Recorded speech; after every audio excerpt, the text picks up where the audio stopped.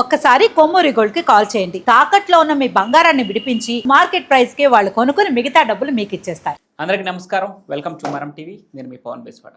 చనిపోయాక నా గుండెలపై జాతీయ జెండాను కప్పాలి, ఒక్కరోజన్నా ఆర్మీలో నేను సోల్జర్గా పనిచేయాలి. ఇది సత్యసాయి జిల్లా గోరంట్ల మండలం కల్లి తండాకు చెందినటువంటి మురళీ నాయక్ 25 ఏళ్ళు కూడా నిండకుండానే వీరమరణం పొందాడు. భారత్ పాకిస్తాన్ మధ్య యుద్ధ వాతావరణం నెలకొన్న ఈ ఉద్రిక్తత పరిస్థితుల నేపథ్యంలో బార్డర్లో సెక్యూరిటీ పర్పస్ వెళ్ళినటువంటి ఈ 25 ఏళ్ల జవాన్ వీరమరణం పొందిన విషయం అందరికీ తెలిసిందే. ఆ కుటుంబ నేపథ్యం ఏంటి, అసలు ఈ సంఘటన ఎలా జరిగింది, మురళీ నాయక్ ఒక వ్యక్తిగతంగా మాట్లాడుకుందాం. ఆయన మృతికి మనం టీవీ ముందుగా నివాళులర్పిస్తూ ఉంది. ఆయన కుటుంబానికి ప్రగాఢ సానుభూతి తెలియజేస్తూ ఉంది. దీనిపైన మాట్లాడదాం. మనతో పాటు సామాజిక రాజకీయ విశ్లేషకులు రవీంద్రబాబు గారు ఉన్నారు. సార్ నమస్తే. నమస్తే. తన తండ్రితో చెప్పిన మాటలు సార్ అవి. తను చనిపోయాక గుండెల మీద జాతీయ జెండాని కప్పుకోవాలి, అప్పుడే నా జీవితానికి గర్వంగా ఉంటుందని చెప్పేసి. అయితే ఆర్మీలోకి వెళ్లే ముందు తన తల్లిదండ్రులు ఎంతో వారించారంట. ఒక కొడుకువి ఆర్మీలోకి వెళ్తే మన కుటుంబం ఏమైపోద్ది, ఏదైనా జరగడానికి జరిగితే అని చెప్పేసి వాళ్ళు వారించినా కూడా నేను ఒక్కరోజన్నా బోర్డర్లో ఇట్లా సైనికుడిగా పనిచేయాలని చెప్పేసి ఆశయంతో వెళ్ళాడు. ఈరోజు దేశం కోసమే తన ప్రాణాలు అర్పించడం జరిగింది. ఎలా చూడాల్సి? మురళీ నాయక్ స్ఫూర్తి అంటే ఇది. భారతదేశమే కాదు, ఏ యువతైనా స్ఫూర్తిగా తీసుకోవాల్సింది మురళీ నాయక్ని. అది లక్ష్యం అంటే.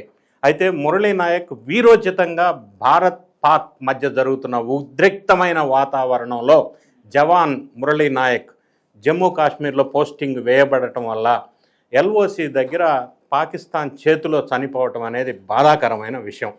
ఆ కుటుంబానికి మనస్ఫూర్తిగా సానుభూతిని వ్యక్తం చేస్తూ వాళ్ళకి ధైర్య సాహసాలు ఇవ్వాలని భగవంతుడిని కోరుకుంటూ, ఈ మురళీ నాయక్ విషయం మనం అభినందించవలసిన విషయం ఏంటంటే, అంత చిన్న వయసులో ఆర్మీలో సేవ చేయాలి అన్న భావం కలిగి ఉండటం.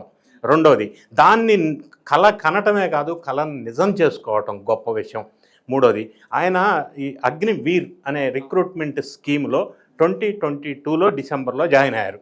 జాయిన్ అయిన వెంటనే ఆయనకు పోస్టింగ్ జమ్మూ కాశ్మీర్లో వేయబడింది. ఆ విధంగా ఇప్పుడు జరుగుతున్న ఉద్రిక్త పరిస్థితుల్లో అక్కడ పోరాటం చేయవలసి వచ్చింది పాకిస్తాన్ ఉగ్రవాదులతో. ఆ ప్రకారంగా ఆయన్ని వాళ్ళు కాల్చి చంపారు పాయింట్ బ్లాక్ లెవెల్లో. అయితే ఇంకొక ఆశ్చర్యకరమైన విషయం ఏంటంటే, ఈ మురళీ నాయక్ ఇంత జీవిత లక్ష్యం పెట్టుకున్న ఈ మురళీ నాయక్ తల్లిదండ్రులు డైలీ వేజెస్, దినసరి కూలీ చేసుకొని బ్రతుకుతున్న తల్లిదండ్రులు బిడ్డ. ఆ కుటుంబం నుంచి వచ్చి ఇంత వీరమరణం పొందటం అనేది, ఆయన లక్ష్యాన్ని మిలిటరీలో జాయిన్ అవ్వాలని అనుకోవటం అనేది గొప్ప విషయం. అయితే ఇటువంటిది యువత ఆదర్శంగా తీసుకోవాలి ఒకటి. రెండోది, ఈ యువత ఎక్కువగా ఇప్పుడున్న పరిస్థితుల్లో ఈ సైన్యం వైపు ఇంతకు ముందు ఎక్కువ ఇంట్రెస్ట్ చూపుతున్నట్టుగా ఇప్పుడు చూపించటం లేదో అని అనిపిస్తూ ఉంది.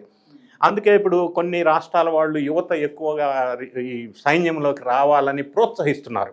మనం కూడా అట్లా ప్రోత్సహించడం వల్ల ఇటువంటి పరిస్థితులు మళ్ళీ ఉత్పన్నమైతే భారతదేశానికి ఇటువంటి యువత, ధైర్య సాహసాలు ఉన్న యువత మిలిటరీలోకి రావాల్సిన అవసరం ఉంటుంది.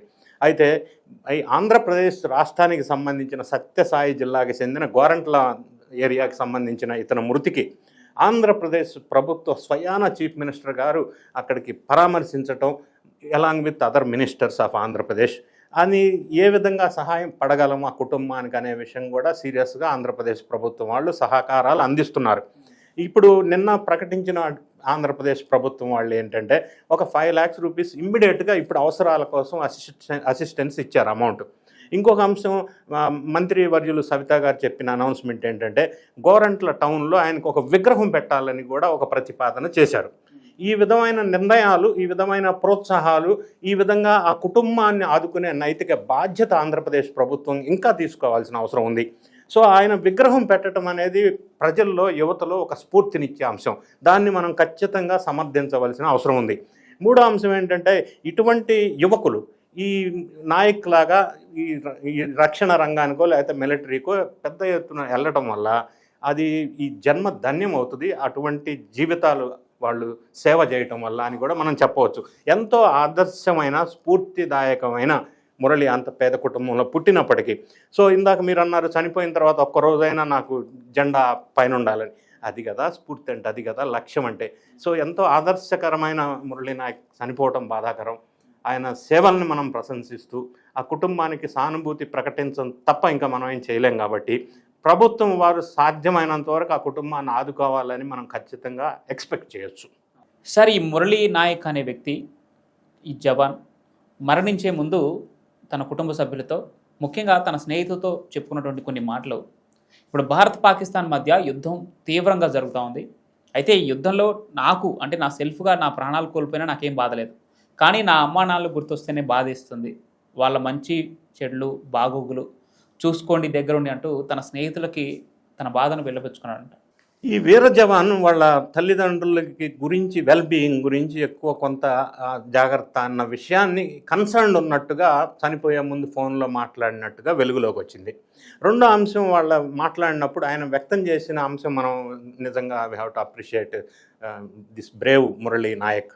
ఎందుకంటే ఆయన ఏమంటాడంటే, ఇది భారతదేశం పాకిస్తాన్ మీద యుద్ధం చేయటం లేదు, పాకిస్తాన్ ఉగ్రవాదుల మీద యుద్ధం చేస్తున్నాం, ఉగ్రవాదులు ఉండకూడదంటే ఉగ్రవాద స్థావరాలు ఉండకూడదు, ఆ విధంగా అటాక్ చేస్తున్నాం మనం. ఈ చర్యలో నేను విరోచితంగా పనిచేస్తున్నాను, మనస్ఫూర్తిగా తృప్తినిచ్చే అంశం నాకు ఇది.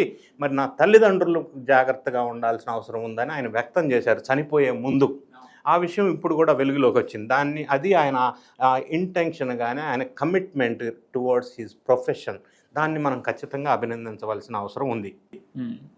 Right sir, thank you so much. Thank you.